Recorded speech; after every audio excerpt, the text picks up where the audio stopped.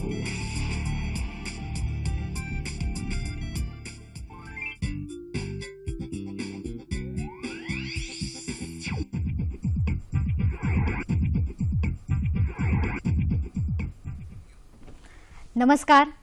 Hello doctor या कार्यक्रमात मी doctor Vinaya Patil आपले मनपूर्वक स्वागत करते. सह्याद्री वाहिनीच्या हॅलो डॉक्टर या कार्यक्रमाचे विशेष म्हणजे या कार्यक्रमात आपणही सहभागी होऊ शकता, तेही फक्त एक फोन कॉल करून. प्रेक्षक हो, आधुनिक काळात जसजशी प्रगती होत गेली तशी सुखाची परिभाषा ही दूरपर्यंत गेली. त्याविषयी मला सुचलेल्या काही ओळी मी आपल्या समोर सादर करते. आधुनिक काळात वाढला आहे जीवनाचा वेग. आधुनिक काळात वाढला आहे जीवनाचा वेग, कारण सेकंदाची किंमत पैशात करण्यात जातो आपला वेळ. दिवस रात्र काम पैसा प्रगती याचं गणित सुटत नाही. दिवस रात्र काम पैसा प्रगती याचं गणित सुटत नाही, कारण न ठरवलेल्या शर्यतीत कुठे थांबावे हेच कळत नाही. गणितात वेळ गुणिले काळ म्हणजे अंतर मिळते. गणितात वेळ गुणिले काळ म्हणजे अंतर मिळते, पण मोठे झाल्यावर कळाले वेळ गुणिले काळ म्हणजे ताणतणावही मिळते. दररोजच्या या प्रवासात तंटा चिंता भांडण नाही कुठल्या कामाचे. दररोजच्या या प्रवासात चिंता तंटा भांडण नाही कुठल्या कामाचे, कारण आयुष्याच्या खऱ्या प्रवासात स्वास्थ्य राखायचे ना आपल्या सर्वांचे. प्रेक्षको, खरंच अगदी छोटीशी चिंता देखील यामुळे आपण अपघाताला सामोरे जाऊ शकतो. तो अपघात रस्त्यावरचा असू शकतो किंवा स्वयंपाकघरातील भाजणं, पाण्यात बुडणं, शॉक लागणं. पण या सगळ्यांवर आयुर्वेदीय उपचार आहेत का? आणि यासाठीच आपण आजचा विषय निवडला आहे, आणि तो म्हणजे अपघातजन्य आजार आणि आयुर्वेद. आयुर्वेद जेव्हा आपण म्हणतो तेव्हा नक्कीच त्याची व्याप्ती ही मुळापासून असते. आपल्या सर्वांसाठी विशेष म्हणजे की जगाला सर्वप्रथम सर्जरीची ओळख करून दिली ती भारताने, पर्यायाने आयुर्वेदाने. इतक्या जुन्या आणि शाश्वत आणि जीवनातील प्रत्येक पैलूंवर विचार करणाऱ्या लावणाऱ्या या शास्त्राची माहितीच करून देण्यासाठी आज आपण आमंत्रित केले आहे आपल्या सर्वांच्या सुपरिचयाचे प्रख्यात प्रतिभावंत तज्ज्ञ वैद्य समीर गोविंद जमदग्नी यांना. नमस्कार डॉक्टर. हॅलो डॉक्टर मध्ये तुमचे स्वागत. नमस्कार. वैद्य समीर गोविंद जमदग्नी हे आयुर्विद्या आणि आयुर्वेदाचार्य आहेत. गेल्या 30 वर्षापासून पुणे व मुंबई येथे यशस्वी आयुर्वेदीय चिकित्सक म्हणून कार्यरत. श्री विश्ववती आयुर्वेदीय रुग्णालय कोल्हापूर येथे प्रमुख चिकित्सक, Nargis Dutt memorial cancer hospital Barshi येथे प्रमुख चिकित्सक म्हणूनही कार्यरत आहेत. कॅन्सर, वंध्यत्व, हृदयरोग, गतिमंदत्व, मतिमंदत्व व क्रिटिकल इलनेसेस या व इतर आजारांमध्ये विशेष प्रावीण्य आहे. आमच्या या कार्यक्रमात आपला सहभागही तितकाच मोलाचा आहे. त्यासाठी आपण नक्कीच आपले प्रश्न आमच्या तज्ज्ञ डॉक्टरांकडून घेऊ शकता. त्यासाठी तुम्हाला लागतील आमचे फोन नंबर. ते असे आहेत: 022 हा मुंबईचा कोड क्रमांक आहे आणि फोन नंबर असे 24908050, 24988050. कार्यक्रमाला सुरुवात करूया, पण तत्पूर्वी आपल्या सगळ्यांना एक नम्र विनंती.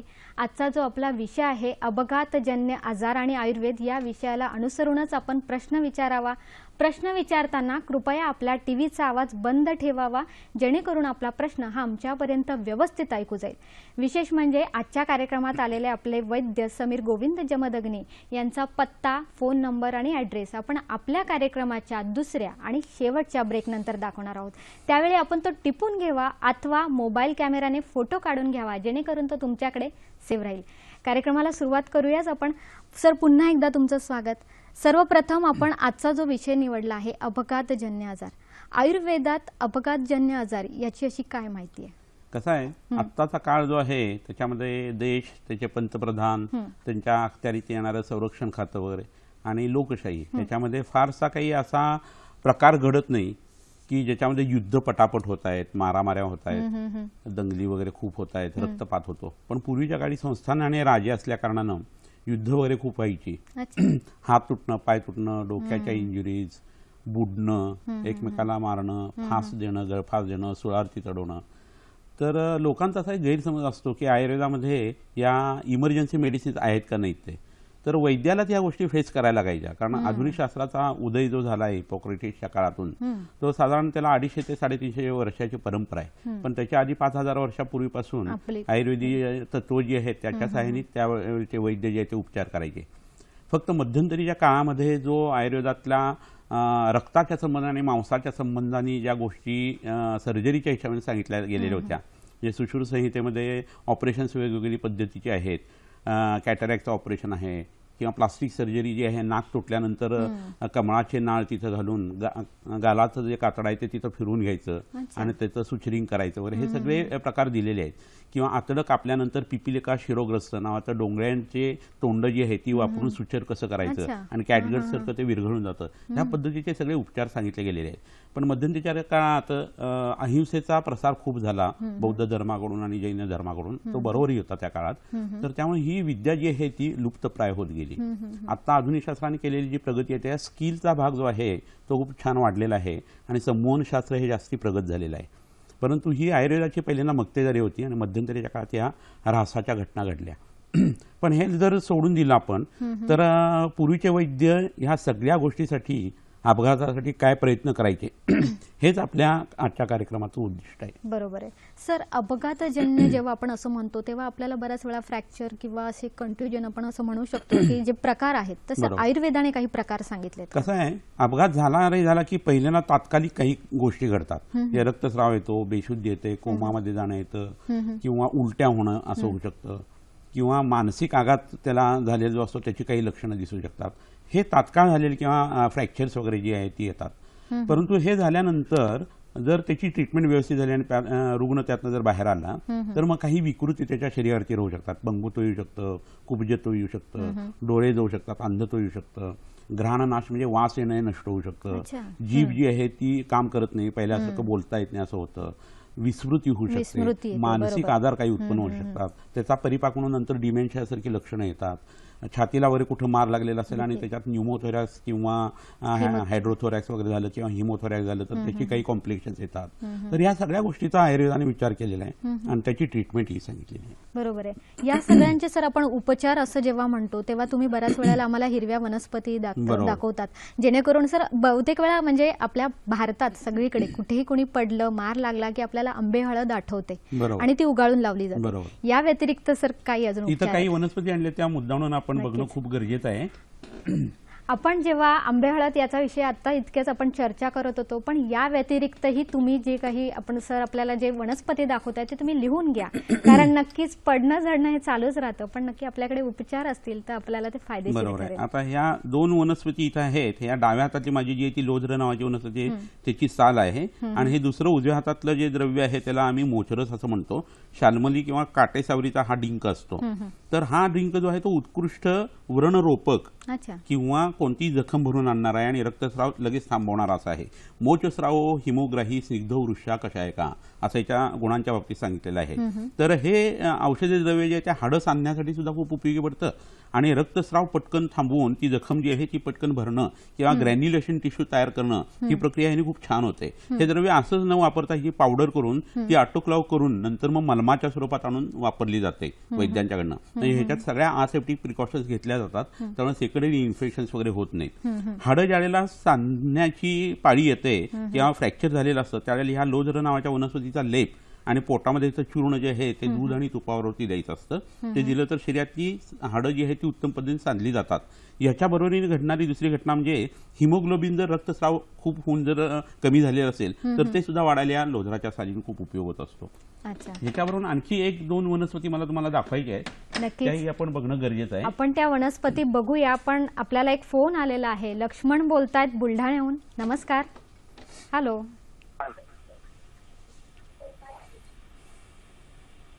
हा बोला. हॅलो. हा हॅलो, नमस्ते मॅडम जी. तर माझा एक ना प्रॉब्लेम आहे माझा. तर माझ्याला ऍक्सिडेंट झाला होता 2012 मध्ये बुलढाण्यामध्ये ऍक्सिडेंट झाला. तर माझ्या पायाची 2 इंच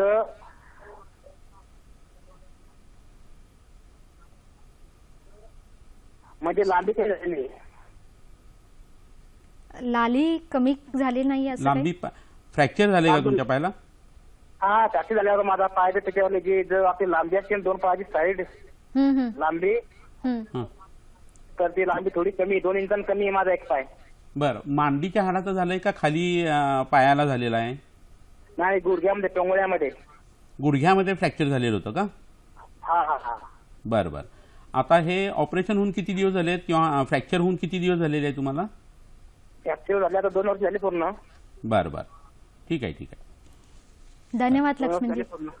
नक्की काय सांग. कसं आहे, ऑपरेशन झाल्यानंतरची पाळी, ऑपरेशन करण्याच्या आधी फ्रॅक्चर ज्यावेळी झालेलं असतं अशा वेळेला काही संज्ञास्थापन गणातली औषधं आणि संधानी गणातली अशी औषधं वापरली तर ही लेंथ जी कमी होते किंवा डायमेन्शनल जे चेंजेस येतात ते खूप चांगल्या पद्धतीने काढता येतात. पण आता पुलाखालनं बरंच पाणी होऊन गेलेलं आहे आणि त्यांचे पाय जे आहेत ते सांधून आलेले आहेत हाडं त्याची. तर आता आधुनिक शास्त्राचं इलिझारो रशियन टेक्निक जे आहे त्याच्या पद्धतीने यांच्या पायाची लांबी जी आहे ती वाढवता येऊ शकते. तात्पुरते त्यांनी फक्त जाड टाचेची चप्पल वापरणं हे करता येतं. आता उंची वाढण्यासारखा प्रकार जो आहे तो या काळामध्ये होऊ शकत नाही. वय त्यांचं जर 17-18 असं असतं तर आपल्याला निश्चितपणे ह्याच्यासाठी सुद्धा प्रयत्न करता आले असते. पण आता ही खूप फिजिकल फेनॉमिना होऊन गेलेली आहे आणि त्याच्यासाठी आधुनिक शास्त्राचा वापर करून त्यांनी जर औषधं घेतली गेली आणि ऑपरेशन्स केली गेली तर मग त्यांचा हा आत्ताचा त्रास दूर होऊ शकतो. आणि ती हाडं सांधून येण्यासाठी किंवा ते ऑपरेशन झाल्यानंतर किंवा होत असताना जी औषधं घ्यायची त्यावेळेला मात्र त्यांनी जवळच्या वैद्याचा सल्ला घ्यावा आणि संधानी गण नावाचा एक चरससंहितेतला पाठ जो आलेला आहे काढ्याचा तो त्यांनी पोटात घ्यायला पाहिजे. अळीवाचे लाडू त्याच्याबरोबर घ्यायला पाहिजेत आणि प्रवाळ नावाचं जे औषध आहे त्याचं पिष्टी किंवा भस्म या दोन्हीपैकी एक काहीतरी गोष्ट त्यांनी अस्थि मज्जापाचक या औषधावर घ्यायला पाहिजे. बरोबर आहे. आपल्याला डॉक्टर सांगतातच आहेत की कुठल्या कुठल्या वनस्पती आपण वापरू शकतो मारासाठी किंवा काही जेव्हा आपल्याला त्रास होतो तेव्हा नक्की कशासाठी काय वापरावं हेही सांगतात. याशिवायच आपल्या कार्यक्रमात नेहमीच आपण हिरव्या ताज्या वनस्पती आणतो जेणेकरून आपल्याला कळतं की त्या वनस्पती कुठल्या आहेत आणि त्यांचा वापर कसा करावा. बघूया या वनस्पती काय आहेत ते. तर ही एक वनस्पती जी आहे ती अतिशय उत्कृष्ट उपयोगी पडणारी वनस्पती आहे. हिला हा निंबाचाच प्रकार आहे, कडुलिंबाचा, पण हिला बकाणा निंब असं म्हणतात आणि याच्या निंबोण्या जर बघितल्या तर हिरव्यागार आहेत, पिकल्यानंतर या पिवळ्या होतात आणि हे अतिशय कडू असं औषध आहे. हृदयरोग किंवा सायटिकासाठी याच्या पानांचा काढा किंवा सालीचा काढा जो आहे तो घेता येत असतो. परंतु ह्याच्यापेक्षा जास्ती काकण म्हणून ही जी वनस्पती आहे हिच्या एक अतिशय अप्रतिम उपयोग आयुर्वेदामध्ये सांगितलेला आहे. तुळस हा बकाणा निंब जो आहे तो, पुनर्नवा, त्याच्याबरोबरीने शिरसाचं बी आणि कावळी नावाची एक वनस्पती आहे. तर ह्या वनस्पतीला काकणगादी गण असं चरकसंहितेत म्हटलेलं आहे. 20 अध्यायामध्ये त्याचं वर्णन आलेलं आहे आणि चिकित्सास्थान अध्याय 25 मध्ये याचं वर्णन आहे. तर ह्या वनस्पतीची आणि इतराची खासियत आत्ताच्या सांगितलेल्या वनस्पतींची अशी आहे की जे पाण्यामध्ये बुडलेले लोक आहेत आणि बाहेर काढलेले आहेत आणि त्यांचे उपचार सुरू आहेत किंवा ज्यांना गळफास लागलेला आहे आणि अर्धवट त्यांची बेशुद्धी झाली आहे किंवा फ्रॅक्चर त्यांच्या नेकमधल्या व्हर्टिब्रांचं झालेलं आहे किंवा ज्यांना अग्नीची किंवा भाजणं वगैरे अशा गोष्टी झालेल्या आहेत आणि त्याच्यामध्ये शॉकमध्ये लोक गेलेले आहेत. तर अशा सगळ्या गोष्टीसाठी ह्या वनस्पतीचा लेप जो आहे तो तिथं लावणं आणि पोटामध्ये घेणं याच्यासाठी हे वापरलेलं आहे. बस्तीसाठी सुद्धा हे वापरता येतं. संन्यास अवस्था किंवा कोमामध्ये गेलेले जे लोक असतात ऍक्सिडेंटमध्ये यांना पुन्हा बाहेर कसं काढायचं याच्यासाठी हा काकणगण जो आहे तो खूप वेळा आम्ही वापरलेला आहे. आणि आयुर्वेद ग्रंथात अशी जी रत्न आहेत औषधाच्या हिशोबाने आलेली ती जुन्या काळामध्ये बऱ्याच वेळा वापरली गेलेली नाहीये. कारण आधुनिक शास्त्राचा खूप प्रचार झाल्या कारणाने लोक ऍक्सिडेंट झाले की पहिल्यांदा हॉस्पिटलमध्ये जाणं हे करत होते आणि ही काही रत्न त्यात मागे पडलेली आहेत. पण आता नवीन वैद्य जे आहेत ते यांचा वापर करतात आणि अतिशय उत्कृष्टपणे त्याचा परिणाम येतो असं लक्षात येतं. तुम्हाला विशेष अशी आम्ही टिप्स देणार आहे जी आपल्या डॉक्टरांकडून आलेली असते म्हणजे नक्कीच ती खात्रीपूर्ण असते आणि तुम्हाला फायदेशीर सुद्धा आहे. बघूया आजची आपली टिप्स काय आहे ते. बोराची बी उगाळून चेहऱ्यावरील काळ्या डागांना लावल्यास डाग कमी होतात. बोरे, चिंच, आमसुलाची बिनतिखटाची चटणी खाल्ल्यास फिशरचाही त्रास कमी होतो. सर ही माहिती तर आहेच आमच्या प्रेक्षकांसाठी उपयुक्त, पण सर आपण आज जी चर्चा करतो खास अपघातजन्य, सर आत्ताच्या काळात काही कोणी पडलं झडलं की आपण पहिल्यांदा एक्सरे असं काढायला सांगतात. सर पूर्वीच्या काळी चिकित्सा पद्धती काय होती? कसं आहे, पूर्वीच्या काळी दर्शन स्पर्शने प्रश्न ही परीक्षेचा रोगिणम अशा पद्धतीने त्याची तपासणी केली जायची. डिसेक्शनचा आत्ताचा जो पद्धत जी आहे ना तशी पूर्वीच्या काळामध्ये मृत शोधन म्हणून पद्धत होती आणि ते जे प्रेत आहे ते कुशामध्ये गुंडाळून वाहत्या पाण्यामध्ये पिंजऱ्यामध्ये ठेवणं, नंतर कुशाच्या कुंचा करून त्यांनी ते प्रेत जे आहे त्याचं डिसेक्शन करणं किंवा वरची कातडी काढत जाणं आणि आतल्या ऑर्गन्स पर्यंत पोहोचणं असा प्रकार सुश्रुत संहितेत आहे. हे बऱ्याच भारतीय लोकांना माहीत नसेल आणि त्यामुळे शरीरशास्त्राचं ज्ञान हे खूप चांगल्या पद्धतीने त्या वैद्यांना सुद्धा होतं आणि त्या पद्धतीचा सर्जरी ते करत होते. परंतु ती सांगण्याची पद्धत जी आहे ती शारी ह्या पद्धतीने आहे, म्हणजे शरीर क्रिया आणि रचना या एकांचा समन्वय करून ती सांगण्याची पद्धत होती आणि ते लोकांना समजत नाही. त्यामुळे आयुर्वेदिक ज्ञान काय आहे हे आधुनिक शास्त्रात लोकांना एकदम समजत नाही. कारण आयुर्वेदाची परिभाषा समजून जर हे केलं गेलं तर निश्चित आणि निश्चित हे किती वेगळं शास्त्र आहे हे समजू शकतं. तर शरीरशास्त्राचं ज्ञान असल्या कारणानं अस्थिंचं ज्ञान त्यांना होतं आणि मग ती हाडं तुटल्यानंतर वरनं आवाज कसा येतो, क्रेप्स कसे लागतात त्याचे, त्याचा डिफॉर्मिटी कशी आलेली आहे, हाड जे आहे तुटून बाहेर आल्यानंतर जखम झाल्यानंतर काय करायचं, त्याचं रिडक्शन कसं करायचं आणि हे केल्यानंतर कपाट शयन नावाचा विधी सांगितलेला आहे. त्या पायाच्या भोवती कपाटासारखा आकार तयार करून पायाच्या आकाराचा त्याच्यामध्ये तो पाय रेस करून ठेवायचा. मग त्याला कदंबाच्या किंवा उमराच्या साली ज्या आहेत त्या वरनं लावायच्या. त्याच्या आधी आतमध्ये गाईचं तूप जे आहे ते विविध औषधाच्या सहाय्याने सिद्ध करून ठेवायचं. असं जर केलं गेलं तर मोडलेली मांडीची हाडं किंवा फ्रॅक्चर फिमर नेक वगैरे हे सुद्धा उत्कृष्ट पद्धतीने 1.5 महिन्यामध्ये सांधून येतं.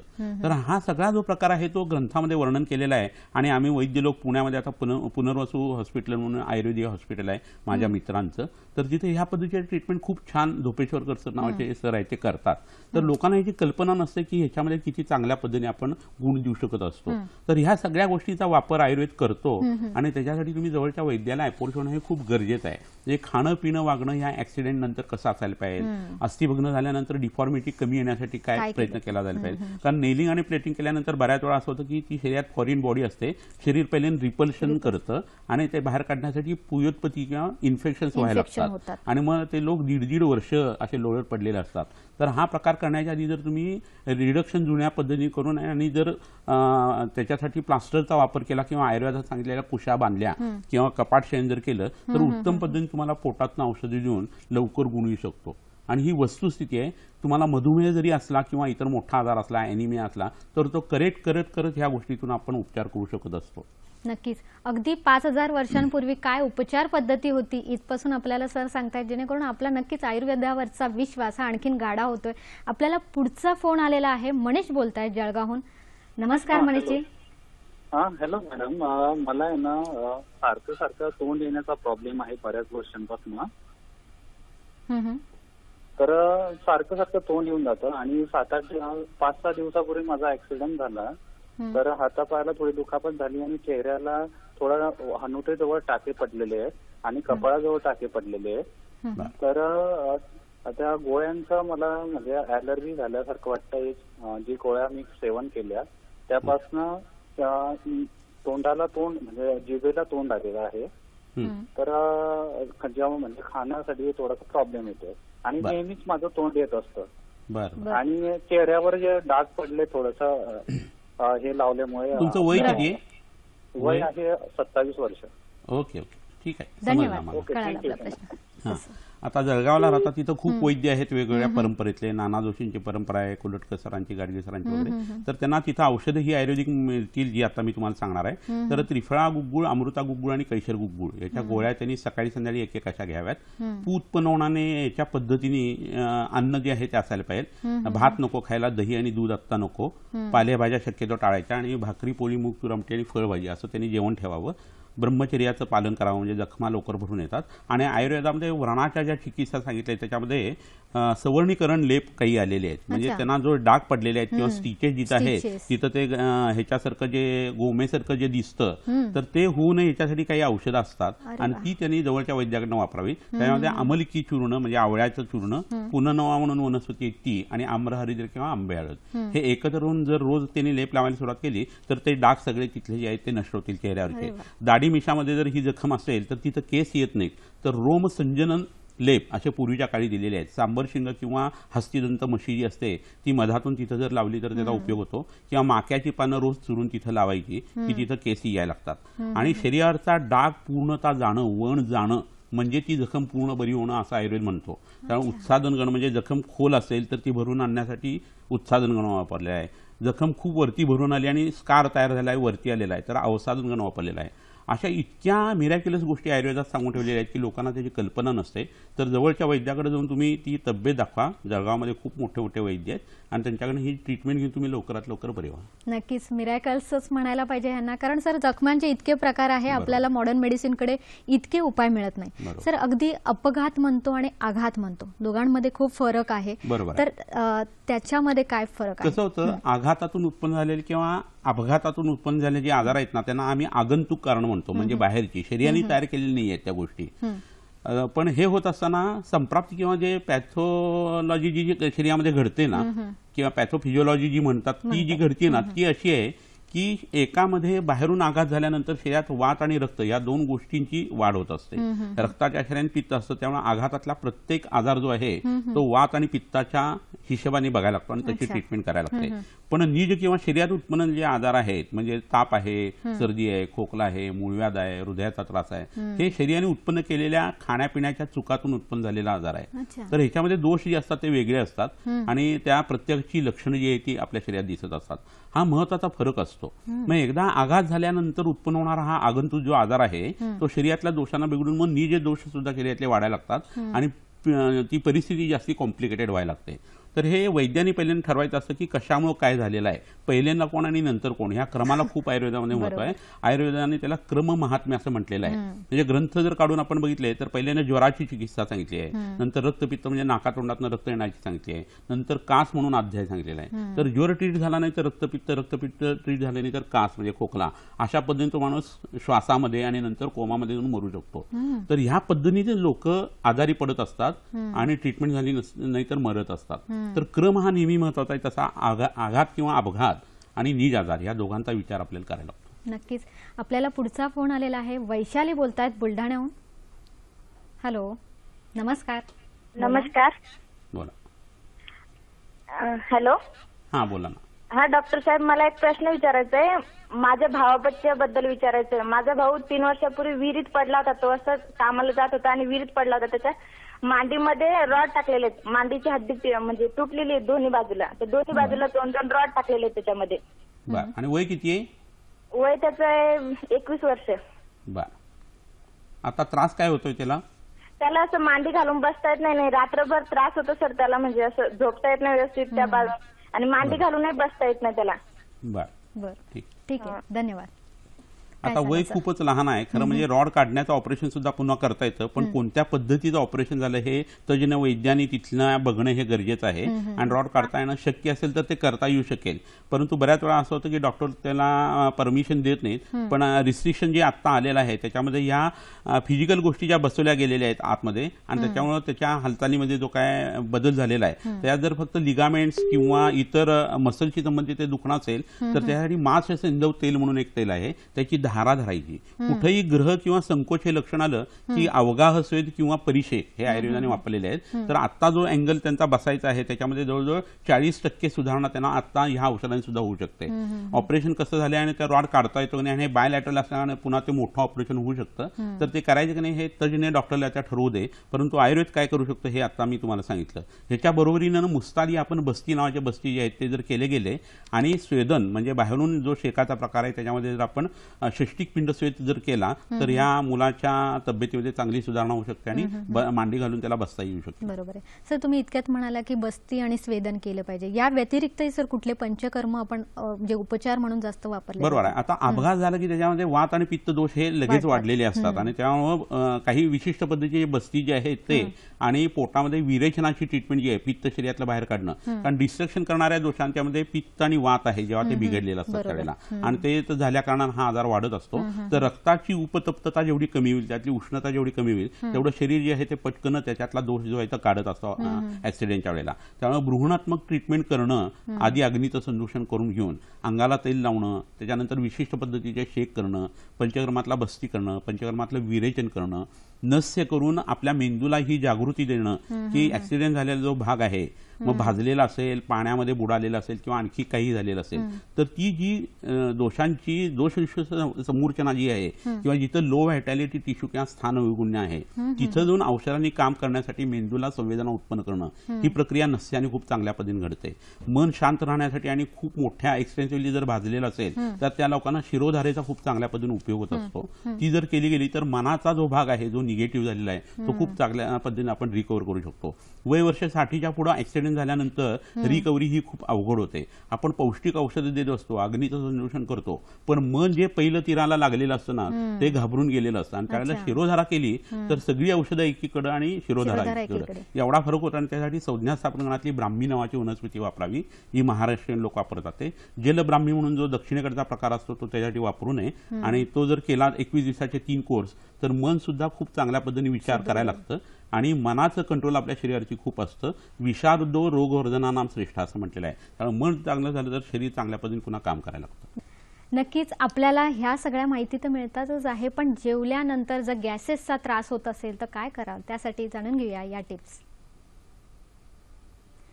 जेवल्यानंतर वज्रासनात बसल्यास अन्नपचन चांगले होऊन गॅसेसचा त्रास होत नाही. जेवल्यानंतर 4-5 तुळशीचे पाने खाल्ल्यास दुर्गंधयुक्त गॅसेसही नष्ट होतात. सर, ही चर्चा तर आपली चालूच आहे आणि अगदी हे विषयही संपत नाही. मुळात जेव्हा आपल्याला कुठलाही आघात होतो, मार होतो, तेव्हा रक्त साखाळतं. त्यावर सर आयुर्वेदाचे उपचार काय? आम्रहरिद्रा किंवा आंबेहळद नावाची वनस्पती सगळ्यांना माहिती आहे आणि ती सगळ्या खेडेगावात सुद्धा उपलब्ध असते.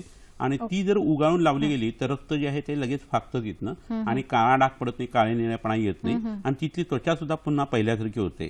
ते दूषित रक्त जे आहे ते शरीर वापरून घेतं. इतर वेळेला कसं असतं ते बाहेर काढून टाकलं जातं.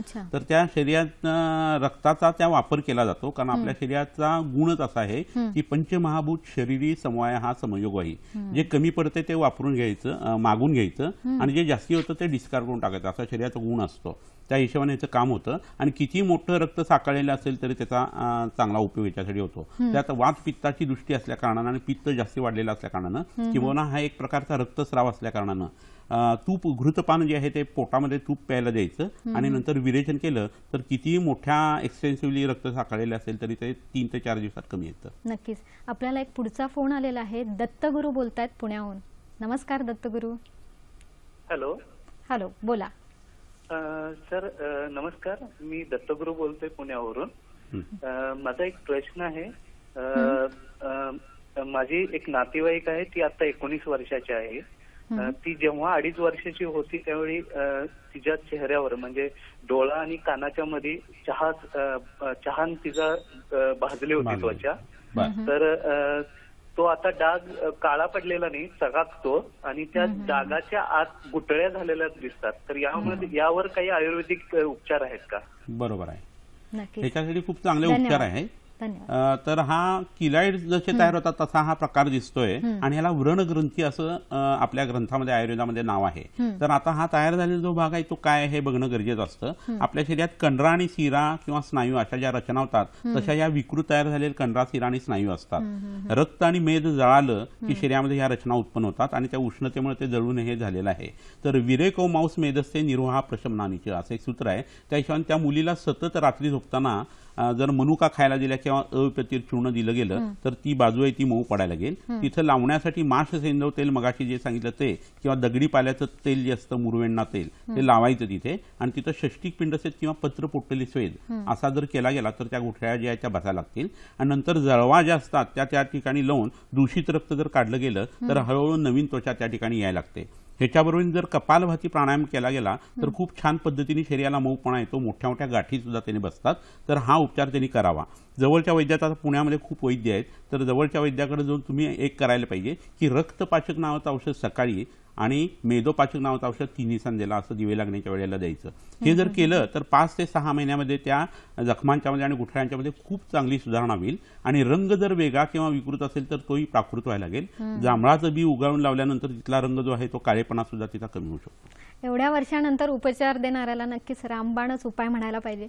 माधव बोलतायत आपल्याशी लातूरहून. नमस्कार. हॅलो. हॅलो, बोला. नमस्कार.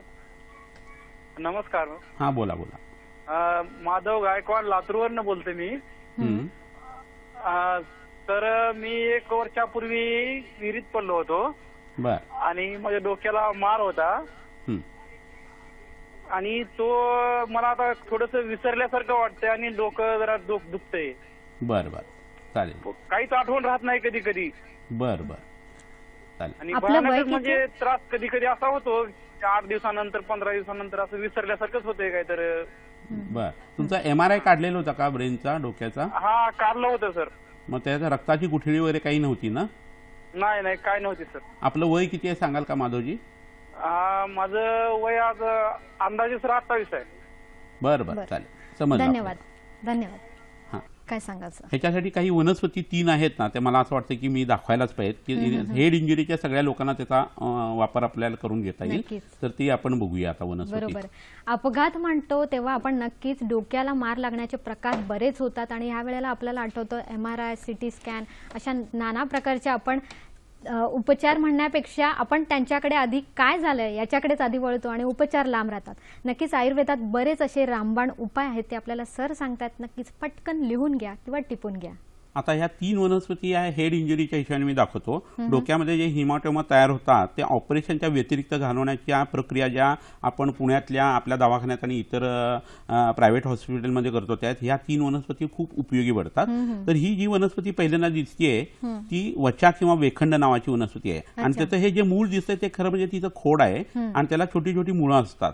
तर ही वनस्पती ओली मिळाली तर उत्तम, नाही तर पावडर घ्यायची. ही दुसरी वनस्पती दिसते ती हळद आहे, ओली हळद. आणि ही तिसरी वनस्पती जी आहे ते बांबूचे कोंब आहेत, बांबू शूट ज्याला म्हणतो ना ते. तर हे तिन्ही एकत्र करून जर डोक्यावरचे केस काढून तिथं लेप लावला गेला तर त्याचा उत्तम उपयोग हा डोक्याच्या आतमध्ये किंवा मेंदूमध्ये झालेल्या रक्ताच्या गुठळ्या आहेत किंवा ऍक्सिडेंट नंतर हे विसरळपणा जो येतो तो, आणि बऱ्याच वेळेला वय वाढत असताना किंवा ऍक्सिडेंट झाल्यानंतर ब्रेन ॲट्रोफी जी घडते ह्या वेळेला मिड लाईन शिफ्ट असताना सुद्धा हे ह्या वनस्पती खूप उत्तम पद्धतीने काम करतात असं लक्षात येतं. तर ह्या वनस्पतीचं तूप किंवा तेल करून ते पोटात घेणं, नसते म्हणजे नाकामध्ये टाकणं आणि डोक्याला जर त्यांनी लेप लावायला सुरुवात केली तर त्यांच्या आत्ताच्या विसराळूपणामध्ये खूप चांगला परिणाम येईल. कन्फ्युजन होणं आणि डोकं दुखणं, काही वेळेला उलट्या होणं, नेक रिजिडिटी येणं, ह्या प्रक्रिया ज्या असतात त्या उत्तम पद्धतीने कमी येतात. या तिन्ही वनस्पती खूप महत्वाच्या आहेत आणि जवळच्या वैद्याकडनं तुम्ही त्याचा फायदा करून घ्या. नक्कीच आपण लिहून घेतल्याच असतील, पण यापेक्षाही जास्त त्या कशा उपचारात आणाव्या हे गरजेचं आहे. म्हणून जवळच्या वैद्याकडे तुम्ही जाऊन योग्य ती माहिती घ्या. सर, आपण मस्तिष्कची अशी आपण तुम्ही सांगितले उपचार पद्धती, पण बऱ्याच वेळेला मज्जारज्जूंनाही मार लागतो, तर त्यावेळेला काय होतं? ऍक्सिडेंट झाल्यानंतर माणूस पडलेला असताना त्याला उचलायचं करायचं कसं हे ते शास्त्र असतं. मानेच्या मणक्यात जर दोष असेल तर कसं उचलायचं, कमरेत असेल तर कसं उचलायचं, त्याचा श्वासावरोध होणार नाही ना, पुन्हा सुलभासनात त्याला घालून नेणं हे चांगलं आहे का तसंच उचलून नेणं चांगलं आहे? कारण लोक गडबड करून कसंही उचलतात आणि त्याच्यात रुग्ण बरेच दगावतात असं होतं. तर जवळ कोण एखादा वैद्य असेल, डॉक्टर असेल किंवा नर्स असेल तर त्यांच्याकडनं हे ज्ञान जे आहे ते छोट्या छोट्या पद्धतीने, प्रथमोपचाराचं ज्ञान हे प्रत्येकाला असायला पाहिजे आपल्या शरीरशास्त्राचं. तर खूप चांगल्या पद्धतीने रुग्णांना आपण अपघाताच्या वेळेला मदत करू शकतो. पोलिसांच्या भीतीने किंवा पंचनाम्याच्या भीतीने किंवा कोर्टाच्या भीतीने बरेच लोक मदत करत नाहीत, पण असं नको व्हायला. एखाद्याचा जीव वाचवणं हे याच्या एवढं दुसरं सत्कर्म कोणतं नाहीये. तर त्या अनुरोधाने शरीरशास्त्राची माहिती तुम्ही जवळच्या वैद्यांच्याकडनं जाणून घ्या. आणि डॉक्टर नसेल तेथे असं एक पुस्तक आहे, ते सगळ्यांनी जरूर आणि जरूर वापरा आणि ते घरी सुद्धा ठेवा, त्याचा लोकांना उपयोग होऊ शकतो. होतं असं की मज्जारज्जूला कुठेही धक्का लागला, मानेच्या मणक्यामध्ये काही गॅप आली किंवा तिथं जर हाड मोडलं गेलं आणि त्याचा मज्जारज्जूवर जर दाब पडला तर मग क्वाड्रिप्लेजिया किंवा चारी पायावरनं हातापायावरनं वारं जातं असं बऱ्याच वेळा होतं. किंवा मलमूत्राचं संवेदना जी आहे ती नष्ट होते. तर हे सगळं झाल्यानंतर काय करायचं असा लोकांना खूप मोठा प्रश्न पडतो. तर आयुर्वेदामध्ये स्टेम सेल थेरपी जी पूर्वीच्या काळी सांगितली गेलेली आहे सुश्रुत संहितेमध्ये, त्याचा वापर जर केला गेला तर आपल्या शरीराचं रिजनरेशन पुन्हा करता येतं. रसायन प्रयोग जे आहेत ते ह्या हिशोबाने खूप उपयोगी पडतात. आणि ते हा विस्तृत विषय पण थोडक्यात सांगण्याची आता गरज आहे म्हणून तुम्हाला सांगतो की 7 पद्धती या गोष्टीमुळे आपल्या शरीरामध्ये आजार उत्पन्न होतात. एक म्हणजे अपघात असा झालेला असतो, त्यामुळे साक्षात तिथल्या टिश्यू ज्या आहेत त्या आजार उत्पन्न करतात. इन्फेक्शन किंवा पू वगैरे झाल्यानंतर हेच प्रकरण घडतं. शरीरातलं रक्त जे आहे त्याचा फॉर्मॅट जर बदलला गेला कोलेस्ट्रॉलच्या हिशोबाने किंवा आपल्या आयुर्वेदाच्या हिशोबाने आणि विशुद्ध रक्त जर राहिलं नाही तरी सुद्धा आजार उत्पन्न होतात. हे रक्त वाहत असताना त्याच्यात अडथळा आला तर त्या समोरच्या पेशीला ते अन्न मिळत नाही खायला आणि त्यामुळे ती आजारी पडते, असंही होऊ शकतं. मन जे आपलं आहे ते विकृत झालं तरी सुद्धा शरीर आजारी पडू शकतं. इलेक्ट्रिक करंट आपल्या मेंदूतनं जे वाहतायत आणि पाठीच्या मणक्यातनं वाहतायत ते जर ज्या अवयवाला जात आहेत त्याचं काम जर व्यवस्थित झालं नाही तरी हे आजार येतात. आपण असं बघतो की पॅनक्रियाजमुळे मधुमेह होतं असं म्हटलं जातं, पण पॅनक्रियाला ज्या मज्जातंतूचा सप्लाय आहे ह्याच्याकडे कुणाचं लक्ष नसतं आणि ते जर आपण पाठीच्या मणक्यातून किंवा मेंदूतून दुरुस्त केलं तर लक्षणीय फरक पडतो आणि तो अपुनर्भव अशा पद्धतीने ट्रीटमेंट देतो. म्हणजे तो आजार पुन्हा येत नाही इतक्या चांगल्या पद्धतीने. आणि सगळ्यात शेवटचं 7वं कारण जे आहे ते म्हणजे विष. वेगवेगळ्या पद्धतीची विष आपण सेवन करत असतो. ॲल्युमिनियमच्या भांड्यामध्ये काही गोष्टी खात असतो किंवा तांबं जे आहे ते पोटामध्ये जात असतं, किंवा वर्तमानपत्रावरती वडा येतो दाबून त्यातलं तेल काढून ते खात असतो, असं निरंतर खाल्लं की लेड पॉइझनिंग होतं, त्याचा दोष लगेच आयुर्वेदाकडे दिला जातो. तर ह्या सगळ्या ज्या गोष्टी आहेत ना त्या लक्षात घेऊन स्टेम सेल थेरपी आयुर्वेदाने सांगितलेली आहे. त्या सूक्ष्म आयुर्वेदीय औषधं आणि त्याचे अर्क आणि त्याचे मॉलिक्युल जे आहे ते जर आपण व्यवस्थित घेतले आणि त्याच्यावर जर गाईचं दूध व्यवस्थित चांगल्या पद्धतीने मिळणार असं गावठी गाईचं जर मिळालं तर ह्याच्यामध्ये इतकी सुधारणा होते की आपल्याला कल्पना येऊ शकत नाही. मज्जातंतू तयार करायचा असेल, मज्जेची पेशी तयार करायची असेल तर मज्जेवरती साक्षात काम करण्याच्या ऐवजी रक्त जितकं चांगलं केलं जाईल तेवढं पित्त चांगलं होतं आणि पित्त जिथं तयार होतं तिथंच मज्जा तयार होते आणि ह्या पद्धतीने स्टेम सेल थेरपीचा उपयोग खूप चांगला होतो. तर तुम्ही हे लक्षात घ्या की ज्यांना ऍक्सिडेंटमध्ये हातपाय गमवायला लागलेले आहेत, मस्तिष्कावरती परिणाम झालेला आहे, डोळा गेलेला आहे, विजन कमी झालेली आहे, वास येत नाहीये, अशा लोकांना आयुर्वेद हे वरदान आहे. नक्कीच नक्कीच. अगदीच सर छान सांगतात. स्टेम सेल थेरपी अगदी नवीन असं वाटतंय पण मुळात शरीर रचना ही साखळीसारखी असते, एकानंतर एक अवयव हे बनत असतात, त्यामुळे आजार जेव्हा उत्पन्न होतात तेव्हा ते बरे होण्याची ताकद सुद्धा तशीच असते. आपण नक्कीच ही चर्चा अशी चालू ठेवूया. सर आपण नेहमी आपण अपघात म्हटलं की आपल्याला फ्रॅक्चर लागणं वगैरे हे आठवतं, पण हृदयरोग किंवा श्वासावरोध, श्वास न घेता येणं हा सुद्धा अपघाताचाच प्रकार असतो. बरोबर आहे. श्वासावर खूप भीती वाटली आहे किंवा लिफ्टमध्ये अडकून पडलेला एखादा माणूस आणि घाबरल्यानंतर त्याला उत्पन्न होणारी जी लक्षणं आहेत, बीपी एकदम वाढणं, तर ह्याच्यासाठी खूप चांगले उपचार आहेत. सासुरिया लप्पा किंवा कोष्ठ नावाची एक वनस्पती आहे पुष्करमूळ, ही सबलिंगवर जर घेतली गेली ना तर जसं आपल्याला आधुनिक शास्त्राच्या औषधांचा गुण येतो ना त्या पद्धतीने उत्तम गुण देणारी ही वनस्पती आहे, पण लोकांना याची कल्पना नसते. नागबला नावाची वनस्पती आहे, त्याच्या मुळावरची साल काढून त्याचा जर क्षीरपाक घेतला गेला तर हृदयाच्या रक्तवाहिन्या ज्या आहेत त्या विस्फारित होतात, नवीन चांगल्या रक्तवाहिन्या तयार होतात, कोलॅटरल्स खूप चांगल्या पद्धतीने तयार होतात. तर एखाद्या माणसाला हृदरोगाचा झटका आल्यानंतर नंतर करायची ही ट्रीटमेंट आहे, पण त्याच वेळेला स्तनमूल आणि स्तनहृदय मर्मावरती प्रेशर देणं, नाकाचा शेंडा जो आहे तो दाबून धरणं, अंगावरती थंड पाणी जे आहे ते संपूर्ण अंगावरती टाकणं, ह्याच्यामुळे येणारा परिणाम हा इतका अफलातून येतो की त्याचं हृदय बंद पडून मेंदूचा रक्तपुरवठा 2 मिनिटापेक्षा जास्ती थांबलाय ही गोष्टच घडत नाही आणि त्यातनं लवकर माणूस रिकव्हर होतो. सुवर्णसूचेसारखं जे औषध आहे ते सबलिंग्वल चाटण जर दिलं गेलं तरी असाच पद्धतीचा परिणाम आपल्याला व्यवहारामध्ये दिसून येतो. अग्निकर्म नावाची एक ट्रीटमेंट आयुर्वेदामध्ये आहे किंवा विद्धकर्म नावाची ट्रीटमेंट आहे. तर ॲक्झिलरी लाईन जी असते, मिड ॲक्झिलरी लाईन, तिथं जर श्वासोश्वास खूप जोरात जलद गतीने चाललेला असेल किंवा स्टेटस ॲस्थमॅटिकसमध्ये पेशंट गेलेला असेल भीती वाटून एकदम, तर तिथं अग्निकर्म केल्यानंतर त्याचा परिणाम तत्क्षणी येतो. 2 ते 3 मिनिटांमध्ये त्याचा दम जो आहे तो कमी होऊ शकतो. तर ह्या पद्धतीच्या ट्रीटमेंट ह्या शिकून घ्यायला पाहिजे आणि प्रथमोपचाराच्या पेटीमध्ये कधीतरी आता आयुर्वेदिक औषधं सुद्धा यायला पाहिजे आहेत. त्याचा परिणाम किती पटकन येतो हे तुमच्या लक्षात येईल. लोकांचा असं समज असतो की आयुर्वेदात औषध आता एकाला दिलं की त्याच्या नातवाला त्याचा गुण, असं नाहीये. प्रायः करोति अहोरात्रात कर्मादन्यपि भेषजम, एका अहोरात्रीत औषधांनी काम करायला पाहिजे. तर इतक्या पटकन आयुर्वेदिक औषधं हे काम करत असतात, ह्याच्यावरती तुम्हाला अनुभव आल्यानंतर तरी तुम्हाला विश्वास ठेवणं भाग पडेल. तर आपला कार्यक्रम चालूच आहे, इतकी आपण चर्चा करतोय, पण तरीही लहान मुलं घरात असतात आणि ती पोटात काहीतरी घेतात, कानात टाकतात, तर अशा वेळेला आपल्याला काय उपचार पद्धती सांगितली? बरोबर आहे. आता मेडिकल एजन्सी सगळीकडे अवेलेबल असल्यामुळे फारसा प्रश्न हा येत नाही किंवा वैद्याकडे असे रुग्ण येतातच असं होत नाही, पण तरी सुद्धा कसं होतं की टाचणीसारखा किंवा पिण्यासारखा पदार्थ गेला तर पोटाला लगेच कुठं आतड्याला छिद्र पडेल की काय याची भीती बऱ्याच वेळा येते.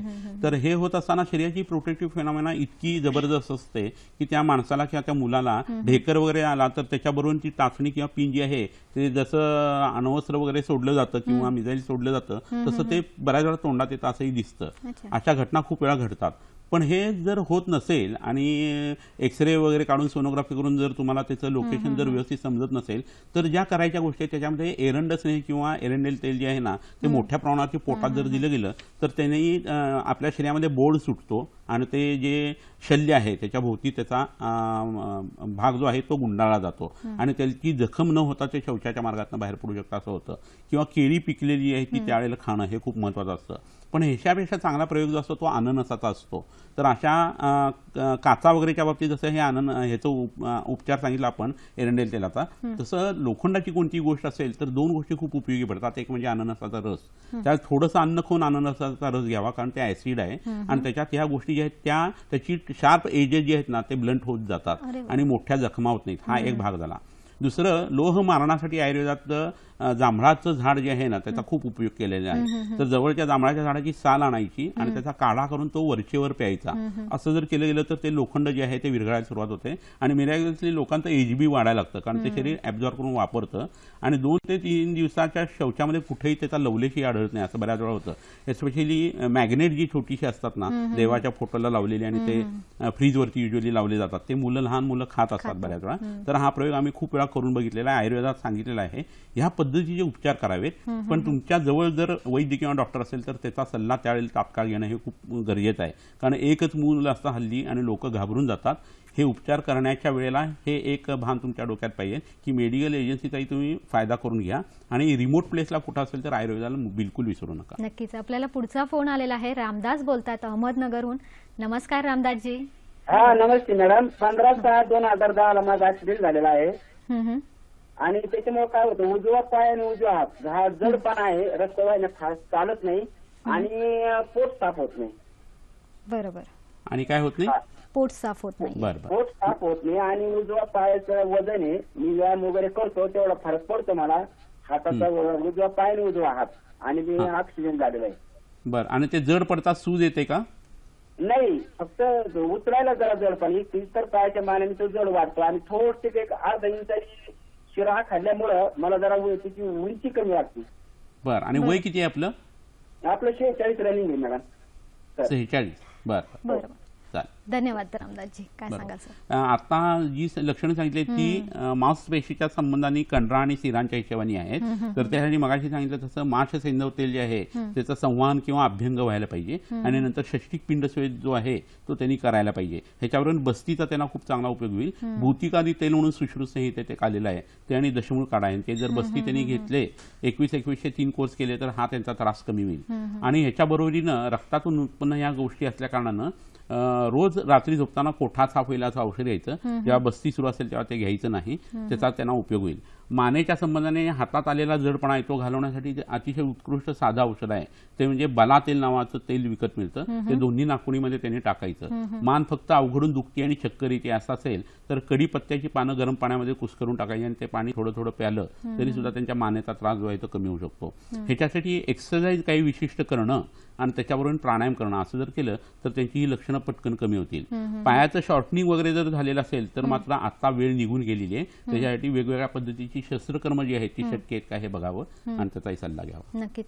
सर आपण म्हणजे खास महिलांसाठी जेव्हा त्या स्वयंपाकघरात काम करत असतात भाजणं हे खूप साहजिकच होत असतं, यासाठी सर काय? भाजण्याच्या वेगवेगळ्या ग्रेड्स आहेत आणि रूल ऑफ 9 जो आहे त्या पद्धतीने किती पर्सेंटेज भाजलं हे बघितलं जातं. पण 35% 45, 60, 65% केसेस वैद्यांच्याकडे आल्यानंतर वैद्य जे काही करतात त्याच्यामध्ये सगळ्यात महत्वाची गोष्ट म्हणजे ह्याच्यासाठी राळेचं मलम खूप उपयोगी पडतं. राळ नावाची जी वनस्पती आहे ज्याला इंग्रजीमध्ये शोरिया रुबास्टा असं म्हणतात, त्याचं लॅटिन नेम आहे ते, तर त्या वनस्पतीचं मलम तयार करणं हे खूप उपयोगी आहे आणि ते घरच्या घरी आपल्याला वापरता येतं.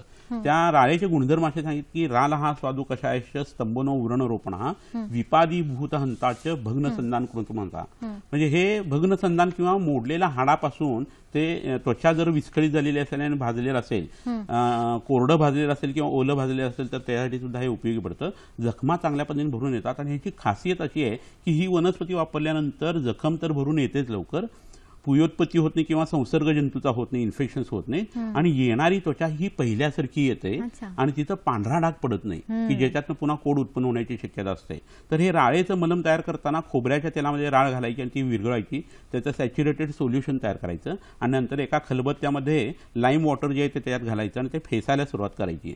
ते फेसायला लागले की वॉटर टू ऑइल असं इमल्शन तयार होतं आणि हे वीक इमल्शन आहे, पण हे उत्तम पद्धतीने घोटून तयार केलं आणि ते मोराच्या पिसाने लावायला सांगितलेलं आहे. ते जर लावलं गेलं तर इतक्या मोठ्या प्रमाणाचा जो भाजल्या जाता प्रकार आहे त्यातनं माणूस मरत नाही. त्याचं डिहायड्रेशन जे आहे ते मोठ्या प्रमाणावरती होत नाही. शॉक मध्ये गेलेला असेल तर त्याला सौमनस्यजनाचा परिणाम येतो. फक्त हे करताना लोक तुम्ही एक करा की असेप्टिक प्रिकॉशन्स सगळ्या पाळायच्या आणि हे मलम आटोक्लाव करून गॅस जो आहे तुमच्या घरी आणि कुकर जो आहे त्याच्या मदतीने तुम्ही हे निर्जंतुक करा, वैद्याकडे जाऊन विचारा वाटले असते आणि मग ते मलम जे आहे ते वापरा. वापरा आणि त्याच्यावर काही तुम्हाला औषधं आयुर्वेदिक घेता आली तर ते घ्या. तर लवकरात लवकर मुलं आणि म्हातारी माणसं सुद्धा याच्यातनं खूप चांगल्या पद्धतीने बरी होतात आणि शारीरिक व्यंग कमीत कमी येतं, किंबहुना येत नाही. ह्याच्याबरोबर जर तुम्ही विरेचन दिलं किंवा जुलाबाचं औषध घेतलं तर ती जखम चांगल्या पद्धतीने भरून येते. पुयोत्पत्ती होऊ नये म्हणून एक विविक्षित अन्न असतं ते खायचं आणि त्याच्याबरोबरही ह्याचा वापर जर केला तर मग व्रण सुद्धा जखमांचा आणि भाजलेल्याचा आपल्या शरीरावरती राहत नाही. नक्कीच. आपल्याला इतकी माहिती मिळतेच, पण तरी आपल्या आरोग्य सल्ल्यामध्ये विशेष अशी माहिती मिळणार आहे. पटकन बघून घेऊया आपल्या आरोग्य सल्ल्यामध्ये काय माहिती मिळते ते.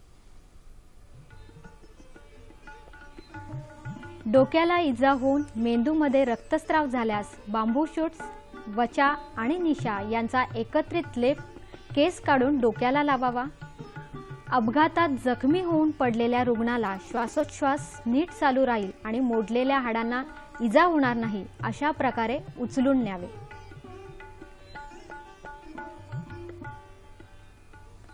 हेल्मेट आणि 4 चाकी वाहनांमधील सेफ्टी बेल्ट वापरल्यास अपघातातील मृत्यू टळू शकतो. कोणत्याही अपघातात दोन्ही कानांच्या हाडांवर दोन्ही हाताचे संरक्षण दिल्यास हेड इंजुरी टळू शकते.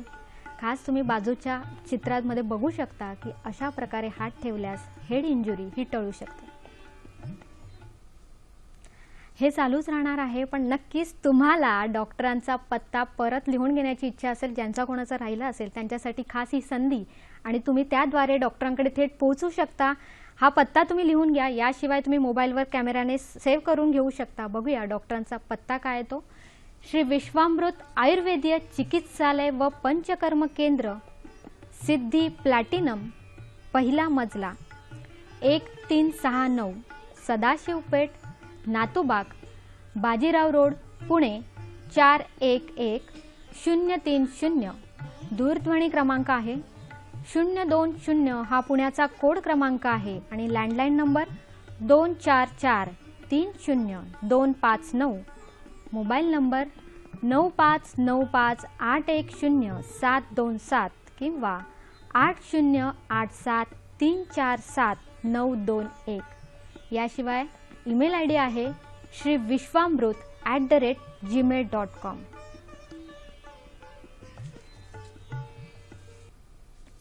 ज्या डॉक्टरांना आमच्या कार्यक्रमात भाग घ्यायचा असेल किंवा आजचा आमचा कार्यक्रम कसा वाटला हेही आम्हाला जाणून घेण्याची इच्छा असेल, त्यासाठी तुम्हाला लागतील आमचा फोन नंबर असेल, आमचा पत्ता असेल, तोही तुम्ही लिहून घ्या. तो असा आहे. निर्माती हॅलो डॉक्टर, दूरदर्शन केंद्र, पांडुरंग बुतकर मार्ग, वरळी, मुंबई 400030. याशिवाय आमचा जीमेल अकाउंट आहे हॅलो डॉक्टर ddkmumbai@gmail.com. तुम्ही आम्हाला फेसबुकवरही लॉग इन होऊ शकता, facebook.com/dtsahyadri.in. याशिवाय यूट्यूबवरही आमचे कार्यक्रम तुम्ही बघू शकता, youtube.com/user/ddsahyadri. सर, नक्कीच आपण एवढी चर्चा करतोय, पण तरीही तुम्ही आमच्या प्रेक्षकांसाठी खास काय सांगाल?